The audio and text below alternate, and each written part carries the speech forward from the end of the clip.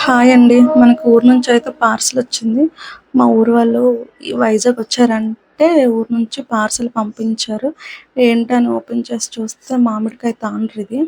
ఊర్లో ఇప్పుడు సమ్మర్ కదా! ఇంక కంపల్సరీ ప్రతి సంవత్సరం తాండ్రయితే చేస్తాం మేము ఇంట్లోని. అలాగే ఈ సంవత్సరం కూడా చేశారు.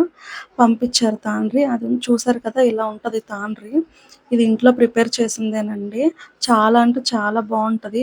ఇదైతే కొంచెం పుల్లగా ఉంది. ముందు మీకు చూపించాను కదా! అది కొంచెం తియ్యగా ఉంది. తిని కూడా చూసాను. చాలా అంటే చాలా బావుంది తాండ్రి. ఎందుకంటే ఊరు నుంచి తెచ్చుకుంటామండి మేము ప్రతి ఇయరు. కొనుక్కోము బయట.